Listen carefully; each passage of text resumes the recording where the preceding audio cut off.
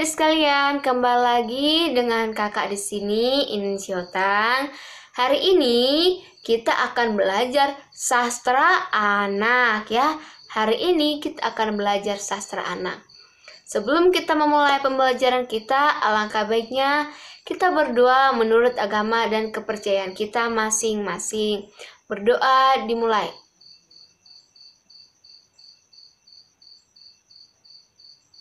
Berdoa selesai. Oke, sebelum kita masuk, kita absen dulu ya. Aldebaran, hadir. Andin, hadir. Elsa, hadir. Nino, sakit. Oke, Nino sakit. Raihan, hadir. Roy, hadir juga. Kiki, oke, hadir. Vena Melinda, hadir. Wesley, hadir. Jiva, hadir. Oke, yang sakit Nino ya. Nino sakit. Oke, Nino sakit. Baiklah, hari ini kita akan belajar mengenai tentang sastra anak. Oke, sebelumnya ada yang masih ingat dengan pembelajaran yang minggu lalu? Minggu lalu kita belajar tentang bagaimana cara untuk meningkatkan keterampilan menulis ya. Bagaimana cara untuk meningkatkan keterampilan menulis.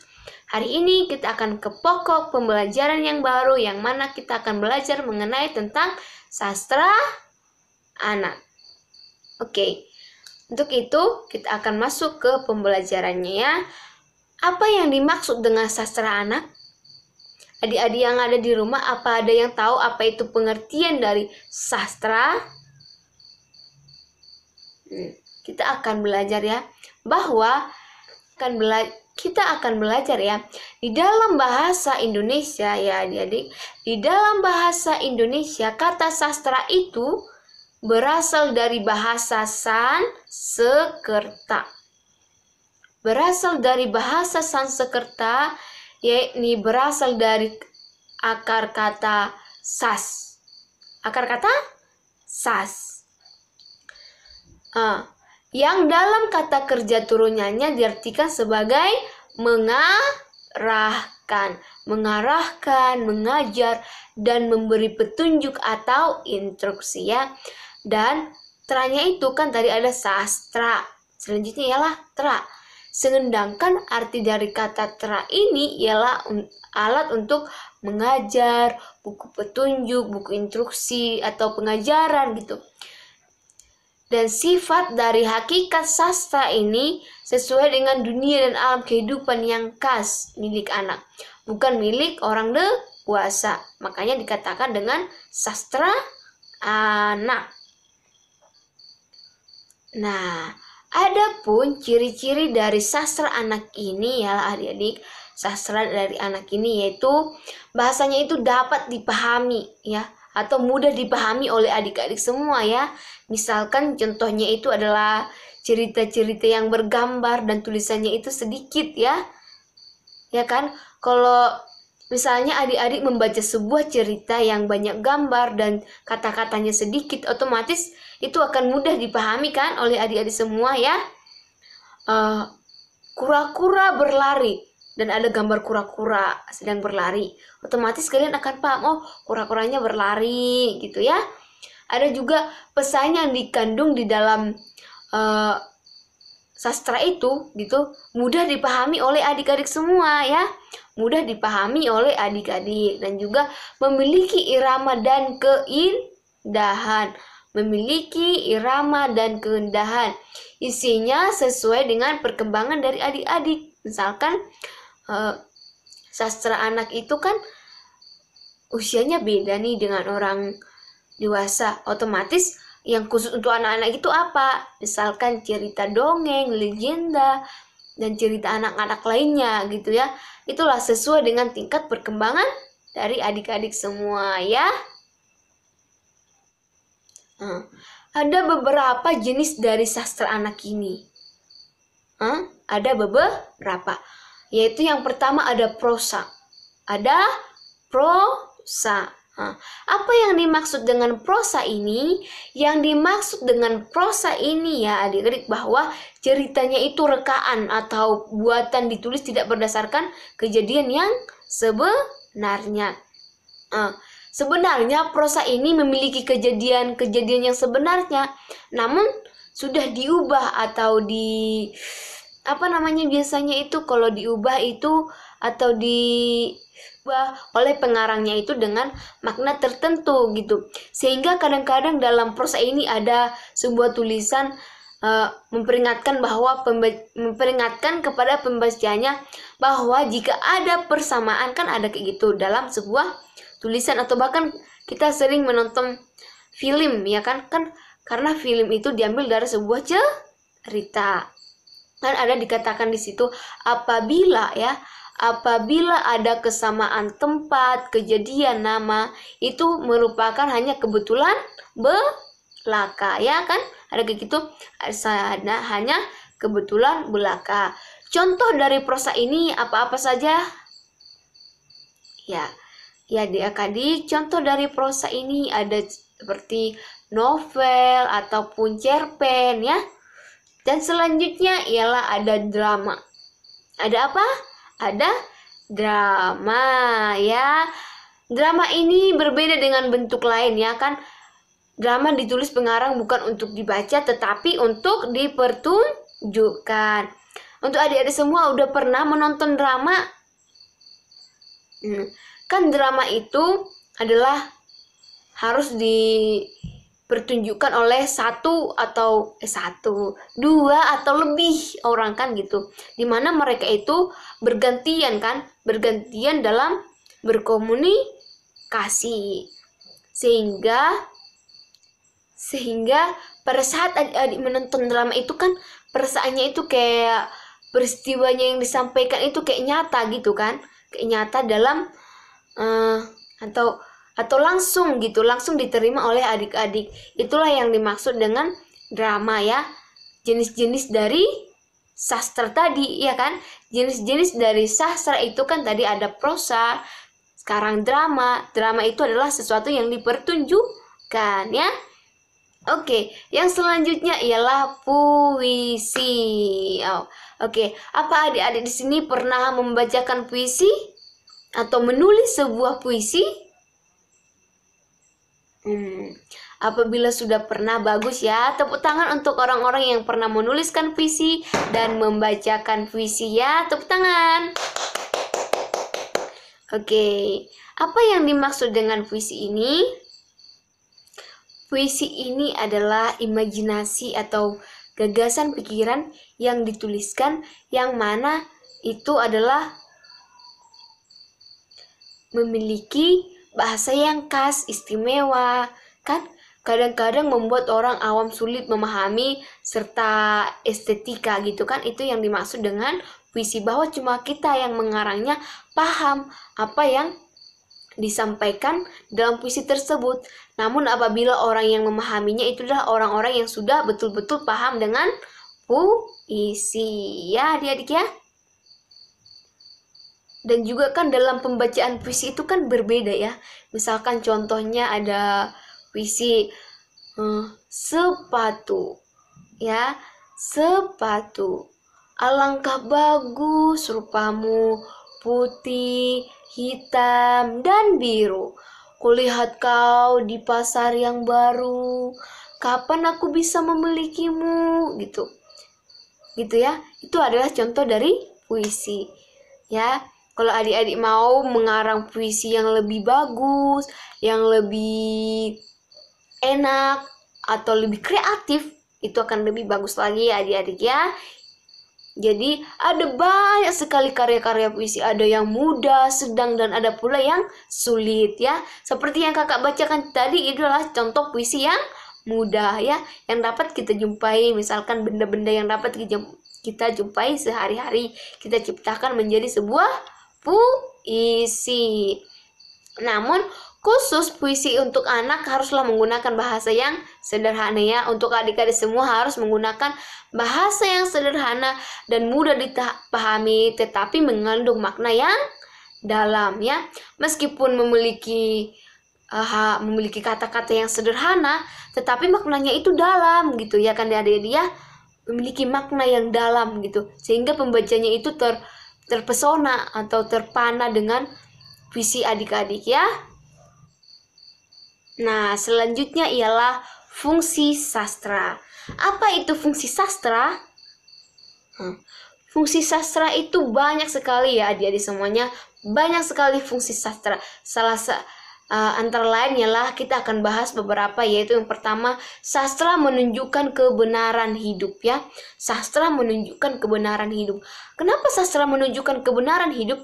Karena banyak sekali sastra-sastra yang menuliskan sejarah-sejarah pada zaman dahulu ya. Misalkan seperti cerita Siti Nurbaya, cerita anak-anak, cerita orang remaja, dewasa. Jadi dengan adanya sastra-sastra tersebut, kita mengetahui kebenaran-kebenaran hidup atau kehidupan-kehidupan pada zaman dahulu, pada zaman Siti Nurbaya, pada zaman kehidupan datangnya penjajah luar ke negara kita kan, itu karena adanya sastra. Kita mengetahui kan, dengan adanya sastra ini adik-adik dapat mengetahui kebenaran dari hidup itu kan gitu.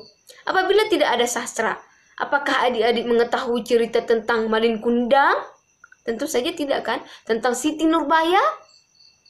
Kan tidak. Kita tidak akan mengetahui tentang kehidupan-kehidupan zaman dahulu atau kehidupan-kehidupan yang sebenarnya gitu, apabila tidak ada sastra. Namun karena adanya sastra, kita dapat mengetahuinya dengan membaca sastra tersebut ya. Yang selanjutnya ialah sastra untuk memperkaya rohani ya. Sastra untuk memperkaya rohani. Seperti yang kakak contohkan tadi, bahwa di sastra itu adalah kita mengetahui tadi kebenaran hidup gitu kan, kebenaran hidup, bahwa ada misalkan cerita dari Malin Kundang. Nah, di sini di memperkaya rohani ini bahwa ternyata untuk ya kan, ternyata apabila kita membenci orang tua kita, itu tidak baik. Nah, di sini dengan kita membaca itu, otomatis kita penjiwaan kita atau rohani kita dapat kita perkuat gitu, memperkuat rohani adik-adik sekalian ya, dapat memperkuat atau kekayaan rohani yang dapat memperkuat jiwa kita ya kan. Apabila kita telah membaca sastra tadi, kita belajar gitu, kita belajar bahwa sesungguhnya hal yang baik itu apa, hal yang buruk itu apa gitu, apa yang tidak boleh kita lakukan gitu kan. Kita tidak boleh melakukan hal-hal tertentu yang berakibat buruk terhadap kita. Kita baca dari sastra-sastra gitu ya. Oke, selanjutnya ialah sastra melampaui atas bangsa dan zaman. Atas bangsa dan zaman. Misalkan kayak cerita Mahabharata dan Ramayana gitu kan. Dimana cerita Mahabharata dan Ramayana ini menceritakan kejadian beberapa ratus tahun yang lalu kan gitu. Apabila tidak ada sastra ini, otomatis kita tidak akan mengetahui cerita-cerita bangsa dan zaman kan gitu. Namun karena adanya sastra ini, maka kita mengetahui cerita Mahabharata dan Ramayana. Cerita tersebut masih tetap hidup kan gitu sampai saat ini, karena apa? Karena sudah ada orang yang menuliskannya gitu, sehingga tidak akan mati dimakan oleh zaman atau hilang gitu, karena sudah ada peninggalannya gitu ya, atau sebuah buku atau sastra namanya ya kan adik-adik. Oke, yang selanjutnya ialah dengan sastra dapat memiliki santun berbahasa. Dengan sastra, santun dalam berbahasa. Kenapa santun dalam berbahasa? Karena kan di dalam sastra itu begitu banyak sekali kata-kata yang tersusun tepat dan mempesona ya. Tepat dan mempesona. seseorang itu atau adik-adik dapat belajar tata krama, santun, berbahasa dari pengungkapan kata-kata pada sastrawan gitu yang terdapat di dalam buku sastra tersebut ya. Kita dapat belajar bahasa yang baik itu dari sastra tersebut. Yang selanjutnya ialah bahwa sastra dapat menjadikan manusia itu berbudaya ya. Karena di dalam sastra itu kan, lebih tepatnya sastra itu adalah pada kehidupan-kehidupan di zaman dahulu gitu, yang sebelumnya. Otomatis di sana kan pasti banyak atau kental sekali dengan adat budaya. Nah, dari sastra ini kita akan belajar kehidupan-kehidupan yang dulu. Dan kehidupan-kehidupan yang dulu itu mengajarkan kita bagaimana itu budaya-budaya kita kan gitu. Nah, dengan membaca sastra ini otomatis akan menjadikan kita menjadi manusia yang lebih berbudaya. Ya, dengan peninggalan-peninggalan bersejarah pada umumnya gitu. Dikatakan demikian karena dalam karya seni dan budaya terkandung gagasan tentang kebenaran, kebaikan, dan keindahan. Oke, selanjutnya, Kak, apa itu fungsi sastra? Kenapa kita harus belajar sastra, Kak? Oke. Kenapa kita harus belajar sastra? Karena sastra itu sangat banyak sekali manfaatnya ya adik-adik, yaitu adalah membantu perkembangan bahasa adik-adik semua ya. Apabila adik-adik membaca sastra ya, seperti yang sudah kakak bahas tadi, bahwa di sastra itu memiliki tata bahasa yang sangat baik ya, dan mempesona sekali ya. Dan apabila adik-adik membaca sastra, otomatis perkembangan bahasanya adik-adik itu akan bertambah ya. Perkembangan bahasa itu akan bertambah melalui membaca sastra-sastra gitu ya. Kalau tidak membaca sastra ya tidak akan membaik gitu. Kalau tidak membaca sastra itu perkembangannya itu akan berbeda juga ya. Bukan berarti tidak membaik. Bisa juga belajar dari yang lain, tapi apabila adik-adik membaca sastra akan membantu perkembangan bahasa adik-adik semua. Membantu bagaimana bahasa yang baik, bagaimana yang santun gitu kan. Karena di sastra itu adalah memiliki banyak, atau di sana itu budayanya itu masih bagus sekali. Jadi tata keramanya itu masih bagus, bahasanya itu masih santun dan sangat-sangat bagus lah pokoknya ya. Jadi adik-adik semua harus membaca sastra. Oke, selanjutnya ialah membantu perkembangan kognitif anak ya. Apabila adik-adik membaca sastra ya, akan membantu pengetahuan adik-adik, iyalah kan? Karena di dalam sastra itu banyak sekali pengetahuan-pengetahuan, misalkan sejarah, budaya, peninggalan-peninggalan zaman dahulu, semuanya banyak sekali. Makanya adik-adik harus rajin atau lebih rajin lagi dalam membaca sastra ya. Jangan malas ya, harus rajin membaca sastra. Agar apa? Agar pengetahuan adik-adik bertambah. Jadi untuk itu kakak sarankan agar adik-adik dapat atau lebih rajin gitu, rajin dalam membaca sastra. Yang selanjutnya ialah membantu perkembangan kepribadian. Apabila adik-adik membaca sastra itu akan membantu kepribadian adik-adik ya. Karena sastra itu mempunyai peranan penting gitu. Mempunyai peranan penting dalam perkembangan kepribadian adik-adik. Misalkan tokoh-tokoh dalam karya sastra itu secara secara tidak dasar akan mendorong adik-adik jiwa atau pemikiran adik-adik. Karena dalam sastra itu kan banyak sekali tokoh-tokoh hebat misalkan gitu. Jadi dengan adanya tokoh-tokoh yang hebat yang adik-adik baca ini, secara otomatis akan mempengaruhi adik dan dapat mendorong adik-adik untuk lebih maju. Aku ingin seperti misalkan ya seseorang pahlawan, atau bahkan bisa kita bilang seperti Soekarno ya kan, pelopor bangsa. Aku ingin seperti dia yang misalkan kepemimpinannya bagus, atau yang bisa memerdekakan gitu kan. Jadi adik-adik bisa seperti lebih termotivasi lah ya, termotivasi dalam belajar gitu, sehingga dapat menghilangkan stres adik-adik gitu. Selanjutnya ialah perkembangan sosial ya. Perkembangan sosial.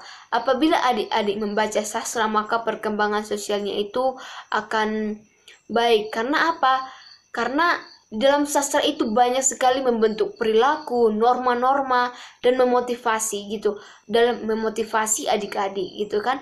Makanya kakak anjurkan agar adik-adik itu mau membaca sastra ya. Ya, seperti itulah yang dimaksud dengan sastra anak ya adik-adik ya. Apa adik-adik semuanya sudah paham? Ya, kakak harap adik-adik semua sudah paham. Jadi, adik-adik, kesimpulannya ialah bahwa sastra anak ini adalah sastra yang secara emosional atau psikologis dapat ditanggapi dan dipahami oleh adik-adik ya.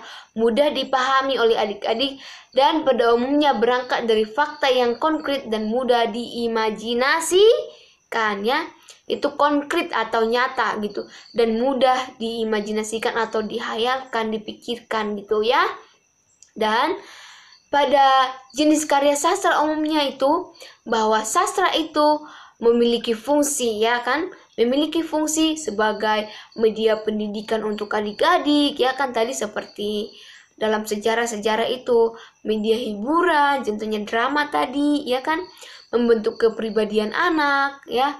Itu karena sastra itu kan membentuk kepribadian adik seperti yang sudah kita bahas tadi, dan juga menuntun kecerdasan emosi dari adik-adik semua kan.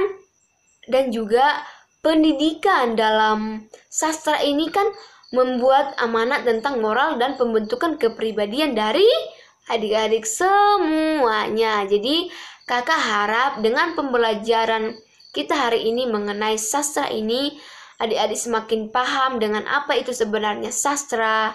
Jadi semakin lebih termotivasi dalam membaca sastra, termotivasi untuk lebih baik, lebih maju lagi ke depannya, untuk bisa menjadi penerus-penerus bangsa yang lebih baik ya adik-adik ya. Semoga pembelajaran kita hari ini dapat bermanfaat untuk adik-adik semuanya, dan adik-adik semua tetap sehat ya, dan lebih semangat dalam belajarnya ya. Lebih dan kurang saya ucapkan terima kasih.